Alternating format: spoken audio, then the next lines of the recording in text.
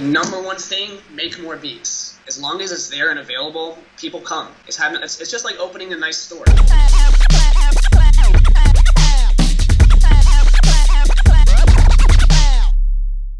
Peace, what's going down? It's DJ Payne 1 for beatstars.com. I have SwanBeatz on the line, who is a fellow Midwesterner. I'm not sure if he's in the Midwest currently. Is that the case or not? Actually in Florida, man.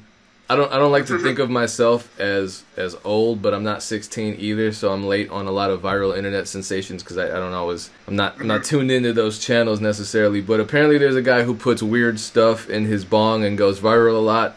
His name is Supreme Patty, and he has officially launched his rap career, and you're kind of the man behind that. And his songs, not surprisingly, are also going viral, just as his Instagram and YouTube videos did. And having produced his latest single, Blah Blah Blah, you're in an interesting position right now that's very modern for a producer to be in. So how did that connection start? How did Supreme Patty actually record to your beats? So at the time, my roommate, he's a videographer, and he is a pretty good networker. And he's on Instagram a lot, followed the account, and he hit him up and was like, yo, let's do some video work, for a music video. And at the time, he was on his way to another studio here in Gainesville to record his remix to The Race by TK. He was like, my roommate, that'd be me. Oh, he can do better than the studio you're going to right now, so come over. So he came through, I made the song, and he loved it. Right? That was how it kind of happened, and that was back in August. They went out to shoot the music video to that song that was going to drop on. That dropped on WorldStar like just days after we recorded it, and from then on out, he just kept coming back, and we made a friendship. And not to be negative, I didn't see you credited on YouTube or SoundCloud. I know you're apparently credited on the Instagram, but with the high numbers and major viral potential of the record, the original record that you produced for him, which is Blah Blah Blah, what kind of revenue streams have you been able to take advantage of from that? So it's a word called clout. It's really just assuming the position. Like a lot of people, he has so many followers and such a huge spectacle around him with everything that he does that like I get hit up to sell for people to buy beats from me every day now. Ever since I started, producing his music. And that's just because people know that I produce his music. I agree that if I was tagged on SoundCloud and YouTube and I was in the title credit or in the description or whatever, I would be selling more and it would be better. But, I'm such a humble person. I don't really, and he's my friend. I don't want to press him for that.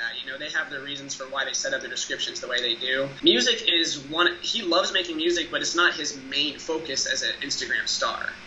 He wants to drive traffic to his pages before anything else, and I'm okay with that.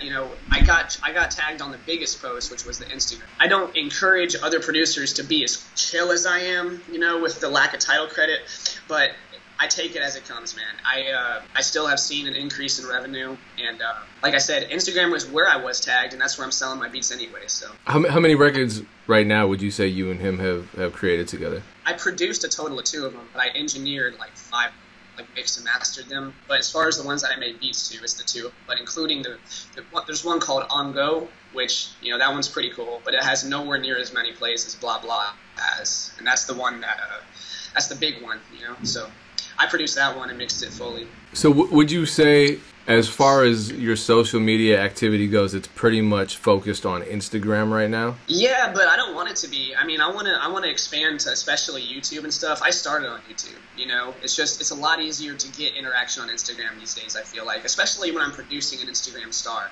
I want to expand everywhere. BeatStars is another website, I want to be big on there. I was using BeatStars since I started selling beats, for really anywhere that's possible for me to sell music on and to get music heard, I want to be on. So what are some things you're doing to take advantage of all that clout and attention in order to build your social media? Because I did notice that on Instagram you are seeing an increase in followers and your engagement is increasing as well. So what's the strategy behind that? Because you're not the only one who's going to find themselves in that position, and it's kind of uncharted territory for a lot of producers. The number one thing, make more beats. Make more beats, have a bigger catalog. You got to have them available because, people will come buy them, but what sucks is, you sell 3 beats, you made the money, but you're out 3 beats. You gotta make more because you don't know how many more people are going to come. Maybe Supreme Patty releases another song that I had made for him tomorrow, and there's going to be another rush of sales right then. I got to be ready to go.